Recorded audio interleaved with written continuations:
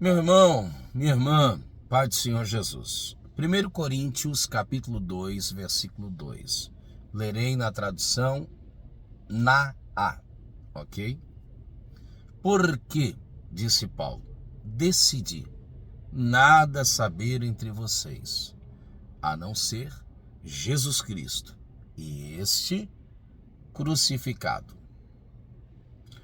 2 Coríntios, capítulo de número 11, versículo de número 2. Tenho zelo por vocês, com um zelo que vem de Deus, pois eu preparei vocês para apresentá-los como virgem, pura, a um só esposo, que é quem? Cristo. Temo, verso 3, que assim como a serpente com a sua astúcia enganou a Eva, assim também a mente de vocês seja corrompida.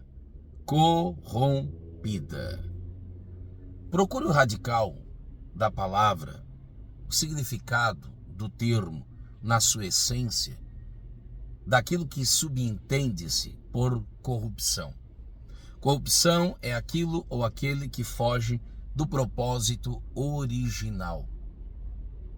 Então, tudo que não atende o propósito primordial, o propósito original, está corroendo-se, está corrompendo-se. Isso é terrível. Qual é o propósito original? Por que estou pregando? Acabei de ler para vocês. Nada me propus saber entre vocês, senão a Cristo e este crucificado. Então, Cristo é o teor da minha mensagem. Cristo é o alvo da minha mensagem. Cristo é a origem da minha mensagem. Cristo é, processualmente, o desenrolar da minha mensagem. A homilia, o argumento, é Cristo. E Cristo não pode ser outro senão o alvo objetivo e a conclusiva da mesma. Consegue entender isso? Se eu fugir desse propósito, se eu pregar para agradar ao invés de salvar, se eu pregar para entreter ao invés de converter, errei o propósito original. Agora, se eu pregar para salvar e para converter, que é o propósito, a motivação, o combustível correto, mas tentar fazê-lo com outros subterfúgios, fugindo do propósito original, que é manter a integridade do evangelho pleno em Cristo, aí eu caio no 2 Coríntios capítulo 11, verso 3. Algum de vocês esteja com a mente, disse Paulo, corrompida, porque uma mente corrompida, disse ele, se afasta da simplicidade e da pureza devida de Cristo e do seu evangelho. Deixa eu pegar aqui um personagem. Poderia pegar outros, mas pegar um personagem. Você lembra do Meribaal, como o cronista o chama? A gente conhece como Mefibosete, neto de Saul, filho de Jonatas, consequentemente, um co-herdeiro. Jonas herdeiro e esse co-herdeiro. Acidentalmente, ele cai do colo de sua ama na tentativa de protegê-lo. Após a notícia de que seu pai e seu avô, aquele que vivia num palácio, numa vida palaciana, aquele que vivia como príncipe, agora ao apresentar-se a Davi, lá em 2 Samuel capítulo 9, se não falha a memória, verso 7, ele diz a Davi, eu sinto-me como um cão. Não pense em cão nos termos bíblicos, como aquele seu animalzinho de estimação. Não. O cão, nos termos bíblicos, ainda mais que ele diz um cão morto. Um cão, Paulo vai chamar de falso obreiro, cão, Filipenses 3. Tem a questão de Jezabel, 2 Reis capítulo 9, e tantos outros mais. Os cananitas eram considerados como cães, lembra disso?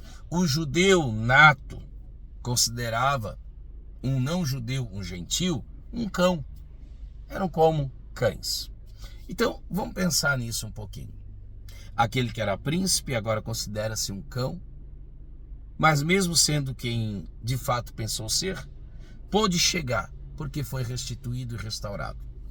Aí a gente pode falar, e eu abro meu coração em dizer-lhes que nunca preguei sobre esse personagem, mas estou estudando sobre. A gente pode falar com muitas nuances, tem a questão de Ziba, a maldade dele, tem a questão da mesa, tem a questão da restituição, tem a questão de Israel, tem a questão da fidelidade da aliança davídica, tudo está certo, muita coisa boa. Só que Paulo disse, não se aparte da simplicidade do Evangelho. Então vamos tentar pegar essa história tão vasta, tão longa, fazer um resumo dela, fazendo o que Paulo disse, nada mais que saber, senão a Cristo e este crucificado. Então a história de Mefibosete é simples. A história de Mefibosete é alguém que caiu. Caiu quando seu pai caiu. A queda de seu pai resultou-lhe na sua queda. Aquele que podia andar, agora não pode mais. É aleijado de ambos os pés. Aquele que estava em Jerusalém, Jebus, cidade da luz, agora está em Lodebar. Sinônimo de miséria, terra rachada, até as conotações do significado desse nome. É agora abrigado ali na casa de Maquir. Agora desenha a sua história aí. Assim éramos nós. Romanos 5,12. Através da queda de um homem, passou a queda a todos os outros. Enxergue pelas lentes da Bíblia, pelas lentes do Evangelho centrado em Cristo. Enxergue a minha e a sua história em Cristo, resgatada através dele, na história de Mefibosete, por exemplo. Assim como Mefibosete, com a queda de seu pai, também caiu, assim nós, com a queda de Adão, também caímos, no tão famigerado conhecido como pecado original. Assim como Mefibosete, agora uma vez caído, não consegue mais endereçar-se pelos seus próprios pés, caminhar por si mesmo, assim também nós.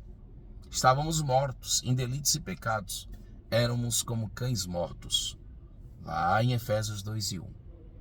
Assim como Mefibosete, sem mérito algum, é lembrado pelo rei, por causa de uma aliança, firmada com o filho do rei. O rei aqui pode ser um apontamento para Saul, como soberano. O filho do rei, Jesus, no caso Jonatas. Consegue unir aqui as tipologias? O rei Saul, o soberano, apontamento para Deus. O filho de Deus, Jesus. A aliança de Cristo Jesus pega o Mefibosete caído e traz ele novamente, acessando a mesa. Não importa o que Ziba fale a respeito dele.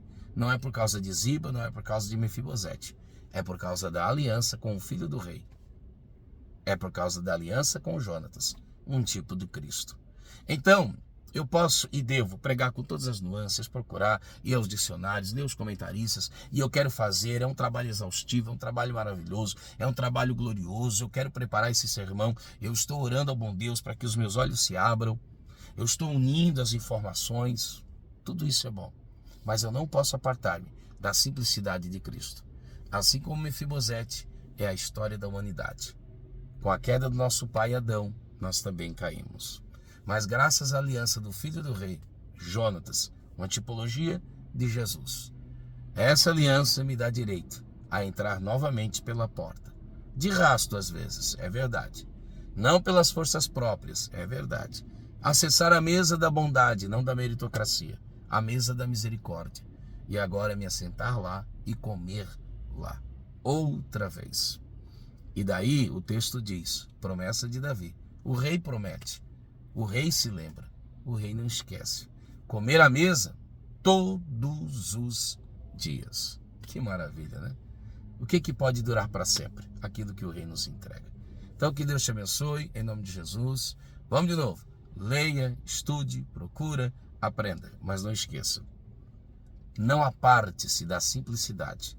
Porque se eu pregar sobre Lodebar, se eu pregar sobre Maquir, se eu pregar sobre Mefibosete, se eu pregar sobre Ziba, se eu pregar sobre Davi e não pregar Cristo, aqui eu falhei no propósito original.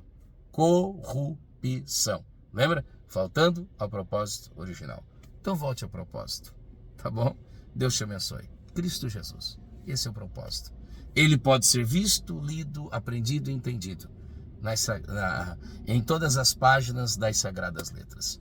Ele é o verbo vivo que salte todas as escrituras e tabernaculou entre nós. Aqui, gente como a gente. Que Deus te abençoe, em nome de Jesus. Sinta-se acessado. Saiba, o acesso está livre. Há um lugar à mesa para a tua existência. Há um lugar à mesa. É verdade que nós somos deficientes. É verdade. Só que a toalha da mesa, simbolismo do véu da graça, cobre as minhas deficiências. Quem olha para mim não vê as minhas deficiências, não porque eu não seja um defeituoso, um pecador, não, mas porque a toalha da graça, a toalha da bondade, a mesa do rei me cobriu, me alcançou e me salvou. Que Deus te abençoe, em nome de Jesus. Amém.